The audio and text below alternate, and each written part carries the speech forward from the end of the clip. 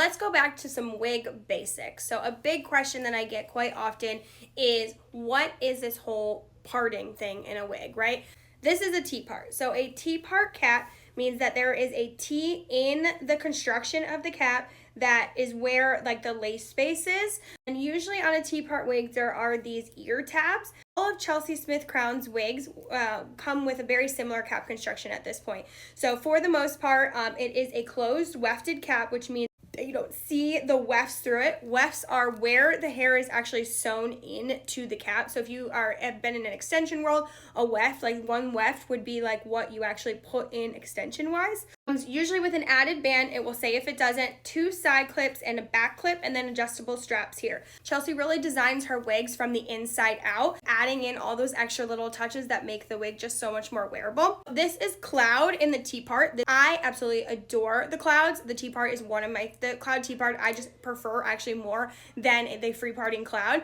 I prefer, if I'm having to pick, a T-part or a 13 by 4 with a pre-plucked middle part and pre-parting space. So what is a free parting wig? A free parting wig. So this is all lace space that you can move the part back and forth. People will see the luxe word, and luxe came from the time when Chelsey had started going into fully Futura fiber, free parting wigs, and it was just sort of a classification, but now it really just kind of distinguishes a 13 by 6 space. Free parting versus T-part is kind of dependent on what you like and what you don't like, and when you first start wearing wigs, it's going to take time to figure it out. Yes, I do recommend a T-part when you're getting started, because I always say set yourself up for success in your wig wearing journey, and I think T-parts are a little bit just more throw on and go. Some people feel that T-parts are a little bit flatter up here. They like the fact that they can move the part.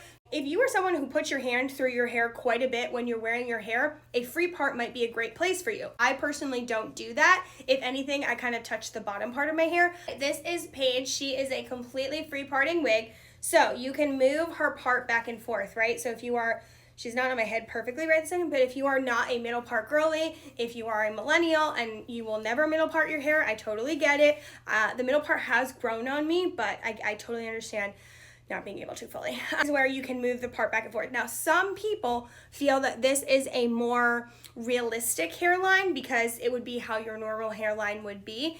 And that is just going to be personal preference, to be honest with you. Like what is really great for somebody might not be great for somebody else. I think that's what the T-part conversation is all about. So I personally love a T-part, but not everybody loves a T-part. 13 by 6 is going to give you way more free parting space. There's going to be a little bit more give to it, which is why I do think that 13 by 6 is just a slightly more advanced crown, but a 13 by 4 is a great place to start if you want that free parting and you don't want the T-part. A lot of new wig wearers get confused or have questions on it is the sizing. So when you shop with Chelsey Smith Crowns, there's 3 sizes: petite, standard, and large. And this is actually the size of your head, therefore the size of the cap.